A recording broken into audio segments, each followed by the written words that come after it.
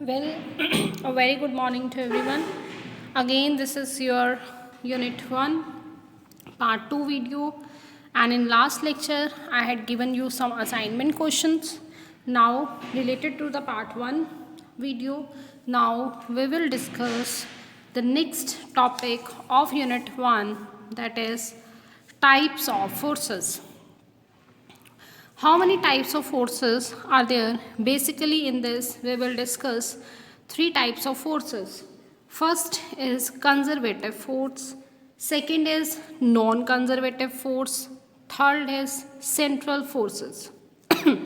तो सबसे पहले हम डिस्कस करेंगे वो है कंजर्वेटिव फोर्स. नेम से ही पता चल रहा है कंजर्वेटिव फोर्स, मतलब इसमें आपके पास जो फोर्सेस हैं, सबसे पहले हम वो आपका बाद में डिटेल में स्टडी करेंगे कि फोर्सेस किस तरह से पोटेंशियल फोर्सेस हैं, एनर्जी जो स्टोर्ड फॉर्म में होती है, कंजर्व्ड फोर्सेस होती हैं ये, ठीक है. ये आपको बाद में पता चलेगा. पहले हम डिस्कस करेंगे इसकी डिफाइन क्या होती है. पहले सिंपलेस्ट चीज़ से शुरू करते हैं कि आपके पास कंजर्वेटिव फोर्स अगर आ जाएगा एग्जाम में, मोस्ट इंपॉर्टेंट आर्टिकल है, डायरेक्ट आता है कि डिफाइन, कंसेप्चुअल में भी आता है 2 मार्क्स में आपके पास, कि डिफाइन कीजिए कंजर्वेटिव फोर्सेस क्या होती हैं या फिर नॉन कंजर्वेटिव फोर्सेस क्या होती हैं, या फिर distinguish between conservative forces and non conservative forces. 2 marks में आता है आपके पास क्वेश्चन ये. अब सबसे पहले करेंगे हम कंजर्वेटिव फोर्सेस क्या होती हैं. ये एक ऐसी फोर्सेस होती हैं, force is said to be conservative if the work done by the given force. वो कह रहे हैं किसी भी फोर्स ने जब वर्क डन किया एक पार्टिकल को एक जगह से दूसरी जगह में तक ले जाने में इन स्पेस डिपेंड्स, वो किसके ऊपर डिपेंड करेगा तब सिर्फ इनिशियल और फाइनल पोजीशंस के ऊपर, मतलब पार्टिकल कहाँ से चला और कहाँ पर पहुँचा उसके ऊपर डिपेंड करेगा, लेकिन पाथ फॉलोड के ऊपर डिपेंड नहीं करेगा, and not on the actual path followed by the particle. उसे क्या बोलते हैं, कंजर्वेटिव फोर्सेस. कहने का क्या मतलब है कि सपोज यहाँ एक डायग्राम प्लॉट किया हुआ है, हमारे पास ये है एक बॉडी ए, एक पॉइंट है ए, एक पॉइंट है बी. सपोज जो पार्टिकल मूव कर रहा है वो ए से, सपोज पाथ 1 फॉलो कर रहा है ए से बी तक जाने में, ठीक है. वो कह रहे हैं कि वर्क डन जितना भी लगा बॉडी को ले जाने में ए से बी तक का, वो पाथ फॉलोड का तो इंडिपेंडेंट होगा, मतलब उसके ऊपर डिपेंड नहीं करेगा, सिर्फ किसके ऊपर डिपेंड करेगा, इनिशियल और फाइनल पोजीशंस के ऊपर डिपेंड करेगा. और अगर हम सपोज ए से बी तक जा रहे हैं, दूसरा पाथ मैंने फॉलो किया, चली मैं ए पे पहुंची, अगेन बी पे, इनिशियल और फाइनल पोजीशन पे ही डिपेंड करेगा, पाथ फॉलोड के ऊपर डिपेंड नहीं करेगा. ऐसे फोर्सेस को क्या बोलते हैं, कंजर्वेटिव फोर्सेस. ठीक है, ये चीज़ याद रखना कि पाथ फॉलोड आप चाहे जो मर्जी करो, लेकिन इनिशियल और फाइनल पोजीशन के ऊपर जब वर्क डन डिपेंड करता है, आपके पास work done by the given force is in moving a particle from one point to another in space, जब डिपेंड्स करेगा किसके ऊपर, इनिशियल और फाइनल पोजीशन के ऊपर, तो उस केस में and not on the actual path followed by the particle, ये एक्चुअल पाथ ये जो फॉलो कर रहा है इसके ऊपर डिपेंड नहीं कर रहा है, तो उस केस में आपके पास उन फोर्सेस को क्या बोलते हैं, कंजर्वेटिव फोर्सेस. अब इससे भी पहले आपको पता होना चाहिए कि आपके पास वर्क डन क्या होता है. वर्क डन जो होता है, सिंपल बात करें तो work done is equals to force into displacement. Work is said to be done when a body displaces from its initial position. तो हम क्या कहते हैं, वर्क डन हुआ है. अगर आपके पास किसी बॉडी के ऊपर आप सपोज फोर्स लगा रहे हैं और वो बॉडी अपनी इनिशियल पोजीशन से डिस्प्लेस हो गई है, तो उस बॉडी के ऊपर क्या हुआ है, वर्क डन. सपोज अगर आपके पास बॉडी में डिस्प्लेसमेंट अकर नहीं हुई, अगर सपोज इसका एग्जांपल लेते हैं, अगर वॉल है, अगर मैं उसके ऊपर फोर्स लगा रही हूँ तो वॉल जो उनसे वो डिस्प्लेस तो नहीं हो गई, वॉल तो अपनी पोजीशन पे ही रहेगी, लेकिन वर्क तो हुआ है क्योंकि आपने फोर्स तो लगाया है. बट इन उस केस में फोर्स ही सिर्फ लगेगा, लेकिन डिस्प्लेसमेंट क्या है, 0, जिसके कारण आपके पास वर्क डन उस केस में क्या आ जाएगा, 0. पढ़े भी हुए आपने कि आपके पास वर्क डन किस तरह से होता है. अभी हम सिर्फ यहाँ पर ये स्टडी करेंगे कि वर्क डन होता क्या है. Work done is defined as the product of force and displacement. ठीक है, तो हमारे पास अब कंजर्वेटिव फोर्सेस जो है दोबारा से देखते हैं क्या होती हैं। ये फोर्सेस ऐसी फोर्सेस होती हैं जो क्या करती हैं, the work done by the given force in moving a particle from one point to another in space, जब डिपेंड करेगा किसके ऊपर, इनिशियल वर्क डन जब डिपेंड करेगा इनिशियल और फाइनल पोजीशन के ऊपर, not on the actual path followed के ऊपर, तो उस केस में ऐसे फोर्सेस को क्या बोलते हैं, कंजर्वेटिव फोर्सेस।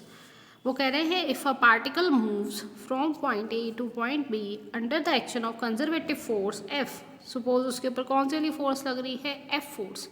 वेक्टर साइन इसलिए आया है क्योंकि फोर्स क्या है, एक वेक्टर क्वांटिटी, आइदर चाहे सी पाथ से जाए चाहे डी पाथ से जाए, तो उस केस में वर्क डन दोनों के केसेस में क्या होगा, सेम होगा। ठीक है, वर्क डन ए से बी तक जा रहे हैं इसलिए इस तरह से नोटेट करेंगे ए बी। अगर ए से बी तक जा रहे हैं तो भी वर्क डन कितना होगा, फोर्स इनटू डिस्प्लेसमेंट। और अगर मैं अगेन ए से बी तक दूसरे पाथ तक पे जा रही हूँ तो उस केस में वर्क डन देखो दोनों में क्या आ रहा है, सेम ही तो आ रहा है, force displacement, force into displacement. तो इन दोनों केसेस में वर्क डन क्या आएगा, सेम होगा। वो कह रहे हैं कि अगर आप क्लोज्ड पाथ की बात करो, फॉर अ क्लोज्ड पाथ, अगर पाथ आपका क्लोज्ड है तो उस केस में इनिशियल और फाइनल पोजीशंस आपके पास, सपोज यहाँ से वो चला ओ पॉइंट से, इनिशियल भी यही होगी और जब फाइनल होगी तो भी उसको वहाँ पहुँचना होगा, तो फाइनल भी वही है। इस केस में इनिशियल भी वही, फाइनल भी वही, जिस कारण आपके पास इनिशियल और फाइनल पोजीशंस क्या कर जाएंगी, कंसाइड कर जाएंगी, डिस्प्लेसमेंट डी एस ज़ीरो हो जाएगा इस केस में, जिसके कारण work done by the conservative force around such a path, मतलब क्लोज्ड पाथ के लिए वर्क डन ये वर्क डन के इक्वल है। ये साइन जो सा होता है अगर ऐसे डाल के इस तरह से क्लोज कर देते हैं तो ये इंटीग्रल रिप्रेजेंट करता है क्लोज्ड इंटीग्रल को, मतलब कि आप क्लोज्ड पाथ की बात कर रहे हो, तो उस केस में वर्क डन क्या होगा, ज़ीरो, क्योंकि इस केस में इनिशियल और फाइनल पोजीशंस क्या कर रही हैं, कंसाइड कर रही हैं। तो आगे वो कह रहा है कि आपके पास एग्जाम्पल्स क्या हैं, इसके एग्जाम्पल्स हैं electrostatic forces, gravitational forces and magnetic forces. मैं इसको आपको और क्लियरली एक्सप्लेन करते हैं। ग्रेविटेशनल फोर्स का एग्जाम्पल लिखिए। ग्रेविटेशनल फोर्स की अगर हम बात करेंगे तो किस तरह से वर्क डन जो है इसमें सेम आएगा, वो मैं प्रूफ करके दिखा रही हूँ आपको। देखो, explanation of conservative force through example. कौन सा एग्जाम्पल लिया है, ग्रेविटेशनल फोर्स का। ये मैंने कोई भी एक पोजीशन मैंने ले ली है, ये ग्राउंड लेवल लिया है ए बी, एक फाइनल पोजीशन ले ली है पर्टिकुलर हाइट एच, ये पॉइंट्स प्लॉट किए हैं ए बी सी, या ये एक ट्रायंगल है ए बी सी, ये आपकी ग्राउंड पोजीशन है, ये आपकी इनिशियल पोजीशन ग्राउंड वाली, और ऊपर जो एट एच हाइट पे है सी पॉइंट, उसकी पोजीशन क्या है, आपकी फाइनल पोजीशन। वो कह रहे हैं कि अगर आपने बॉडी को लिफ्ट करना है कहाँ से कहाँ तक, बी से सी तक, तो कितनी हाइट से करोगे, एच हाइट से।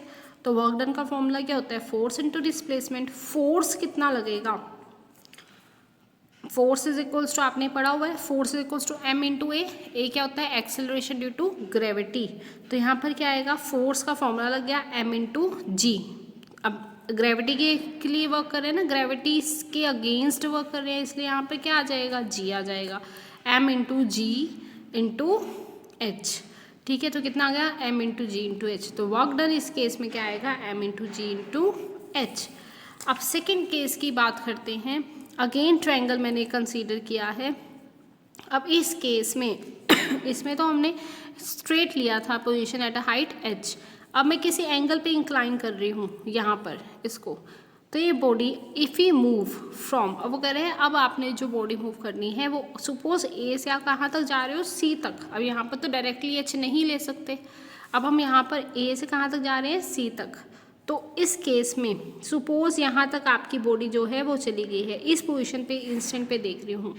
इस इंस्टेंट पे अगर आप देखोगे तो ये अगर थीटा है, ये मैंने एक नॉर्मल ड्रॉ किया, जब नॉर्मल ड्रॉ करोगे तो इसके ये दो कंपोनेंट्स में रिजॉल्व हो जाएगा। जो थीटा के साथ होता है वो कोस बनाता है, जो थीटा के साथ नहीं होता है दूसरी डायरेक्शन वो साइन देती है।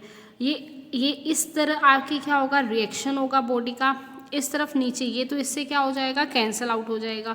सिर्फ आपके पास कौन सा वाला इफेक्ट बचेगा, डिस्प्लेसमेंट जिसके कारण बॉडी आएगी वो बचेगी, m इंटू जी इंटू साइन थीटा, मतलब इतना आपको वर्क लगाना पड़ेगा कि आपकी बॉडी जो है वो डिस्प्लेस हो जाए ए से सी तक।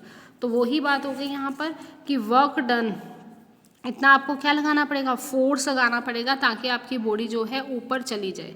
ठीक है, तो work done is equals to force into displacement M G sine theta. Force कितना लगाना पड़ेगा, एम जी साइन थीटा, और डिस्प्लेसमेंट क्या करवा रहे हो, ए से सी तक, तो ए सी आ गई।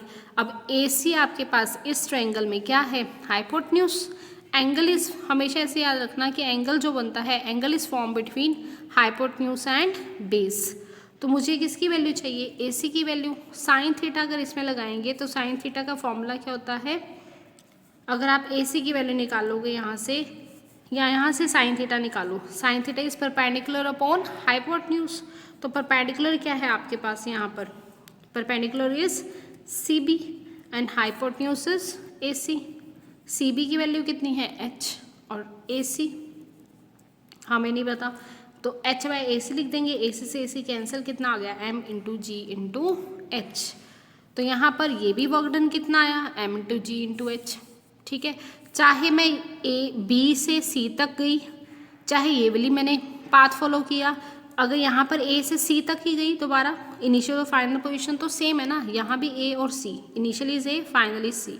यहाँ इनिशियल अगर आप यहाँ से लेते हो, सपोज यहाँ पर अगर मैं ये वाली इनिशियल फाइनल पोजीशन ले रही हूँ, उस केस में मैंने क्या लिया, तो उस केस में भी आपके पास यहाँ पर वर्क डन कितना आया, एम इंटू जी इंटू एच। यहाँ पर भी इस केस में भी वर्क डन कितना आया, एम इंटू जी इंटू एच। मतलब वर्क डन दोनों केसेस में सेम आए। ये पाथ फॉलोड के ऊपर, ये पाथ फॉलोड के ऊपर डिपेंड नहीं कर रही कि आप ए से सी तक इस पाथ से जा रहे हो, इंक्लाइंड पाथ से, या फिर स्ट्रेट पाथ से जा रहे हो। वर्क डन दोनों केसेस में क्या आएंगे, सेम आएंगे। किस केस में, in case of conservative forces. So work done दोनों केसेस में क्या आएंगे, सेम। तो ये हमने एक्सप्लेन करना है पूरा लेकर with the help of gravitational force. Example, अब सेकेंड टाइप की फोर्स डिस्कस करेंगे इसमें। और इससे पहले ये आपके पास कंसेप्ट क्लियर हो गया कि कैसे बॉडी रिजॉल्व हुई। ये इस तरह से रिजॉल्व हो रही है बॉडी, एक बड़ी क्लियर देख लो इसमें कि ये सपोज यहाँ पर ये एंगल बन रहा है थीटा, तो थीटा के डायरेक्शन के साथ जो एंगल बनता है वो होता है M G cos theta. Theta के साथ हमेशा कोस वाला पार्ट आएगा, और इस तरह आएगा एम जी साइन थीटा। और इस तरह इसका second force we will discuss is non conservative force. Non conservative force क्या होती है, अब ये कंजर्वेटिव फोर्स से अपोजिट होगी। वो हमारे पास पाथ फॉलोड के ऊपर डिपेंड नहीं कर रही थी, conservative force initial final position के ऊपर डिपेंड कर रही थी। अब इसमें आपके पास पाथ फॉलोड के ऊपर ये डिपेंड करेगी, इनिशियल फाइनल पोजीशंस के ऊपर डिपेंड नहीं करेगी नॉन कंजर्वेटिव फोर्स। अब force is said to be non conservative if the work done by the given force acting on a particle, वो कह रहा है कि work done by the given force, जितना भी वर्क डन होगा किस कारण, फोर्स के कारण, जो पार्टिकल के ऊपर एक्ट हो रहा होगा, जब आपने पार्टिकल को मूव करवाना है एक पॉइंट से अनदर पॉइंट के ऊपर, वो किसके ऊपर डिपेंड करेगा, पाथ फॉलोड के ऊपर डिपेंड करेगा, ना कि इनिशियल और फाइनल पोजीशन के ऊपर। इस केस में अब पाथ फॉलोड के ऊपर वर्क डन डिपेंड कर रहा है, तो इस केस में आपने क्लोज्ड पाथ के लिए हमेशा आपके पास work done by a non conservative force on the particle moving along a closed path is not zero, कभी भी ज़ीरो नहीं होगा। ठीक है, बट इट इज़ ऑलवेज, हमेशा क्या होता है, पॉजिटिव होता है। ये आपने याद रखनी है यहाँ पर चीज़। अब इसके अगर हम एग्जाम्पल्स की बात करें तो एग्जाम्पल्स क्या हैं आपके पास, नॉन कंजर्वेटिव फोर्सेस, जिसमें आपके पास क्या होएगा, ना तो आपके पास फोर्सेस जो सी हैं वो कंजर्व नहीं होंगी, और आपके पास इनिशियल और फाइनल पोजीशंस के ऊपर डिपेंड नहीं करेंगी, पाथ फॉलोड के ऊपर डिपेंड करती हैं। जैसे आपके पास फ्रिक्शनल फोर्सेस हैं, फ्रिक्शनल फोर्सेस अगर आपके पास ज़्यादा, अगर आपको पाथ फॉलोड करना पड़ेगा तो आपके पास फ्रिक्शनल फोर्स उतनी ही ज़्यादा होगी, कवर करनी पड़ेगी। अगर आप कम पाथ फॉलोड करोगे तो आपके पास फ्रिक्शनल फोर्स उतनी आपको ट्रैवल करनी पड़ेगी। फ्रिक्शनल फोर्स होती क्या है, जब हम चलते हैं, रेजिस्टिंग फोर्स होती है जो आपको क्या करती है, रोक कर रखती है, स्लिप होने से बचाती है। पढ़ा होगा आपने, जो स्लिपिंग हमारे पास मोशन होती है उसको रेजिस्ट करती है, रोकती है आपके पास फ्रिक्शनल फोर्स। तो फ्रिक्शनल फोर्स जो सा है वो नॉन कंजर्वेटिव फोर्सेस में आता है। तो इसके आपने एग्जांपल्स दे देने हैं, forces of friction and viscous forces. अब विस्कस फोर्सेस क्या होती हैं? विस्कस फोर्सेस जो होते हैं वो फोर्सेस होती हैं बिटवीन बॉडी एंड फ्लूइड के बीच में। ऐसी फोर्सेस जो लगती हैं किसी भी फ्लूइड के बीच में, फ्लूइड अब कोई भी हो सकता है, जैसे आपका कोई भी जेली लाइक सब्सटेंस हो गया, या फिर किसी बॉडी सॉलिड बॉडी के बीच में या फिर फ्लूइड के बीच में जो भी फोर्सेस लगती हैं उन फोर्सेस को क्या बोलते हैं? Viscous forces. अब हम आप नेक्स्ट जो एग्जांपल स्टडी करेंगे वो है आपके पास सेंट्रल फोर्सेस। अब आपके पास सेंट्रल फोर्सेस क्या होती हैं, तो आपको क्लियर हो गया होगा कि आपके पास कंजर्वेटिव फोर्सेस क्या है, नॉन कंजर्वेटिव फोर्सेस क्या है। अब थर्ड फोर्सेस है आपके पास, that are central forces. Central forces होती हैं आपके पास a force which is always directed towards और away from a fixed point. Central forces, एक पॉइंट की बात करोगे यहाँ पर, सेंट्रल फोर्सेस है वो ऐसी फोर्सेस या तो टूवर्ड्स लगेंगी या फिर अवे लगेंगी, एंड हुज मैग्नीट्यूड, और जो फोर्सेस लगेंगे उसका मैग्नीट्यूड जो होता है वो ऑलवेज फंक्शन होता है किसका? Distance measured from the given point. ये तो है ही है कि अगर आप सेंटर से सपोज ले रहे हो, ठीक है, तो वो पॉइंट के सेंटर से कितना डिस्टेंस है उस बॉडी का कि जिसके ऊपर आप वर्क डन कर रहे हो, उसको मूव करवाने में डिपेंड करेगा कि उसका डिस्टेंस कितना है। ठीक है, दोबारा से देखो, force which is always directed towards, या तो वो सेंटर की तरफ लगेगी, ठीक है, या फिर अवे फ्रॉम द सेंटर लगेगी, लेकिन उसका फोर्स का मैग्नीट्यूड किसके ऊपर डिपेंड करेगा? वो डिपेंड करेगा कि आपके पास distance measured from the given point कितना है। ठीक है, तो ये आपके पास फोर्सेस क्या होती हैं? Central forces. नेक्स्ट है आपके पास most important relation, that is relation between potential energy and forces. Most important relation है आपके पास कि पोटेंशियल एनर्जी और फोर्सेस के बीच में क्या आपके पास रिलेशन है। अब हमें पता है जो कंजर्वेटिव फोर्सेस होती हैं, इसका मतलब एनर्जी स्टोर करके रखती हैं, वो कंजर्व फोर्सेस होती हैं, एनर्जी स्टोर्ड अगर फॉर्म में होंगी तो आपके पास कौन सी एनर्जी में चले जाओगे? पोटेंशियल एनर्जी में। मतलब पोटेंशियल एनर्जी का मतलब which implies conservative forces. Potential energy का मतलब क्या है कि एनर्जी उसने स्टोर करके रखी हुई है, इसका मतलब वो फोर्स कौन सी है? कंजर्वेटिव फोर्स है। अब मैंने यहाँ एक बॉडी ली है, कोई भी एक इरेगुलर बॉडी ले ली है, इसको 2 पार्ट्स में मैंने डिवाइड कर दिया है। ठीक है, ये आपके पास कंजर्वेटिव फील्ड है क्योंकि कंजर्वेटिव फोर्स लग रही है इसमें। सपोज यहाँ पर एक बॉडी है UA, सेम बॉडी जो है यहाँ पर है उसको मैं नाम दे दिया UB। अब ये बॉडी जो है जब मैं हाफ पार्ट में डिवाइड करवा दिया, इसको A पोजीशन से B पोजीशन तक जाना है। इसकी पोटेंशियल एनर्जी यहाँ पर है UA, इसकी पोटेंशियल एनर्जी है UB। बुक्स में V से भी डिनोट किया हुआ है पोटेंशियल एनर्जी को, आपकी मर्जी है चाहे U ले लेना चाहे V ले लेना। ठीक है, तो यहाँ पर मैंने खुद ही लिए एक बॉडी ले ली है, इसको हाफ पार्ट में डिवाइड कर दिया है। यहाँ पर जो मैंने पोटेंशियल एनर्जी ली है वो ज़्यादा ली है UA की, और UB की जो पोटेंशियल एनर्जी यहाँ पर सेम बॉडी की ली है वो कम ली है। तो इसका मतलब ये गिवन है, ये UA is greater than UB। तो इसके पास ज़्यादा एनर्जी होने के कारण ये कौन सी स्टेट अचीव करना चाहेगी? जहाँ पर लोअर एनर्जी स्टेट हो, कि यूनिवर्स में हर एक चीज़ जो है स्टेबिलिटी गेन करने के लिए हमेशा अपनी जो एक्स्ट्रा एनर्जी होती है वो रिलीज़ करती जाएगी, और मिनिमम स्टेबिलिटी अचीव करने के लिए उस तरफ रश होगी जहाँ पर आपके पास एनर्जी क्या होगी? कम होगी। तो सेम इस केस में होगा, यहाँ पर बॉडी जो है वो अगर A से B तक जाएगी, क्यों? क्योंकि कंजर्वेटिव फोर्स जो लग रहा है F लग रहा है इसके ऊपर, जब वो A से B में जाएगी तो अपनी एनर्जी जो है पोटेंशियल एनर्जी को लूज़ करना पड़ेगा उसको, तभी वो किस में जाएगी? स्टेबिलिटी स्टेट में जाएगी।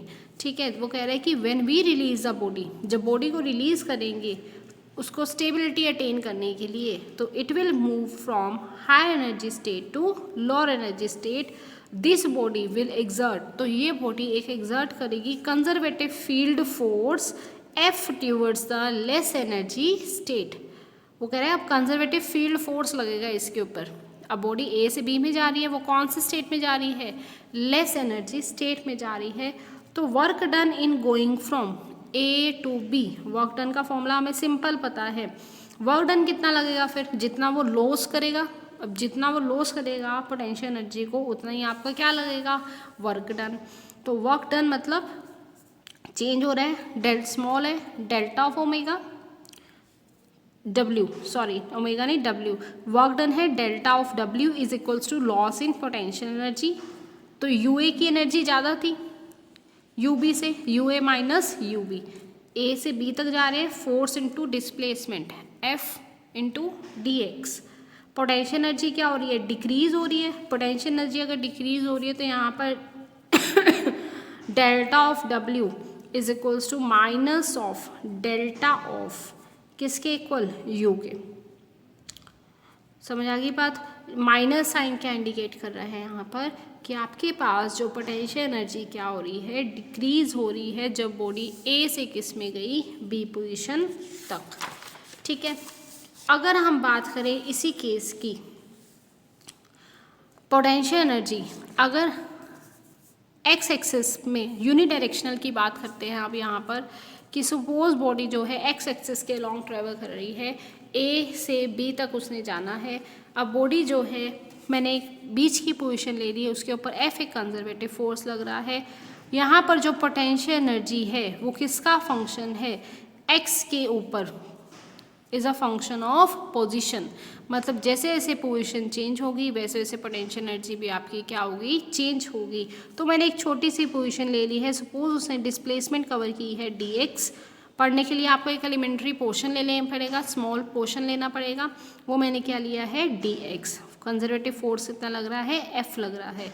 Late in displacing the body by dx let du be decrease in potential energy. वो कह रहे हैं जब बॉडी को dx डिस्प्लेस करेंगे तो du जो सा है वो डिक्रीज इन पोटेंशियल एनर्जी है सिस्टम पे, डिक्रीज हो रहा है जिसके कारण माइनस du लग गया, capital F into D x, work done, force into displacement, du यहाँ से नेगेटिव साइन आ गया तो फोर्स कितना आ जाएगा, minus du by D x. Vectorially अगर आप रिप्रेजेंट करोगे यूनिडायरेक्शनल में, अगर यूनिडायरेक्शनल आएगा तो आपने ये वाला फॉर्मूला लगाना है, force is equals to minus of D U by D X. Unidirectional के लिए आपके पास क्या लग गया यहाँ, आई कैप। तो force always act in a direction way potential energy decreases. तो हमेशा फोर्स उसी डायरेक्शन में जाएगा जहाँ पोटेंशियल एनर्जी उसकी कम हो सके स्टेबिलिटी गेन करने के लिए। ठीक है, नेक्स्ट अगर हम 3D रीजन की बात करें, ये तो थी यूनिडायरेक्शनल, ए के एक्सिस की बात कर रहे थे, चाहे एक्स में जाए, चाहे वाई में जाए, चाहे जेड में जाए।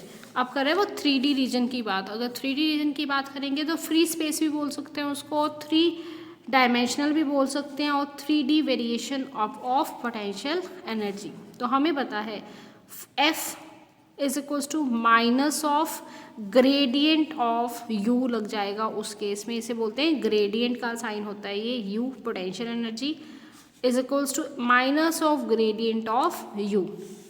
ग्रेडियंट को किससे नोटेट करते हैं, curly by curly X of I, mathematical expression curly by curly Y of J. Curly by curly X क्या होते हैं, partial derivative operations. Curly by curly X का मतलब क्या है कि डिफ्रेंशिएट कर रहे हो with respect to X, keeping Y and Z constant. Curly by curly Y का मतलब क्या है, differentiating with respect to Y, keeping X and Z constant. Similarly curly by curly Z का मतलब क्या है, differentiating with respect to Z, keeping X and Y as constant. ठीक है, एक्स के साथ आई कैप, वाई के साथ जे कैप, जेड के साथ हमेशा के कैप ही आएगा। तो फोर्स में हम जब इसको वैल्यू पुट कर देंगे तो यू यू यू अंदर सबसे मल्टीप्लाई हो जाएगा, तो आपके पास ये वाली इक्वेशन आ जाएगी। अब एक एग्जांपल लेकर न्यूमेरिकल से सॉल्व करते हैं कि अगर हमारे पास u की वैल्यू दी है 4x³ + 3y²z, तो f निकालना है इस रीजन में। तो हमें पता है f किसके इक्वल हो जाएगा, माइनस कर्ली, ये फॉर्मूला है हमारे पास, u की वैल्यू पुट करवा दो, सिंपल सी बात है। अब कर्ली बाय कर्ली x, मैंने बोला था जब x के रिस्पेक्ट में इसकी पार्शियल डेरिवेटिव करेंगे बाकी चीज़ें क्या हो जाएंगी, कांस्टेंट रेट होगी, इसमें तो कोई एक्चुअली वैल्यू ही नहीं है, इसलिए क्या हो जाएगा 0। तो 4 into 3 12x² I cap, y के रिस्पेक्ट में करेंगे तो ये 0 हो जाएगा, 3z into 2y, 3 to the 6zy। Similarly जब अगला वाला करोगे तो z के रिस्पेक्ट में करनी है, x 0 हो जाएगा, 3 to the 6 कितना आ जाएगा आपके पास, 3 to the 6 आ जाएगा ना, यहाँ पर स्क्वायर नहीं आएगा, एक मिनट, 3y², हाँ ठीक है 3y², क्योंकि z के रिस्पेक्ट में कर रहे हो तो z तो क्या हो जाएगा 1, तो 3y² इंटू k कैप। तो यहाँ पर नेगेटिव साइन बाहर चल रहा था, तो 12x² I cap minus 6zy j cap minus minus plus minus 3y² k cap. तो ये आपके पास इसका एग्जाम्पल था। आई होप आपको अंडरस्टैंड हो गया होगा ये। अब इसमें आपके पास ये मोस्ट इम्पॉर्टेंट रिलेशन है आपके पास कि delta of W is equals to minus of delta of U और force is equals to minus of gradient of U। ठीक है, thank you students, I hope you understand. Will see you in the next video.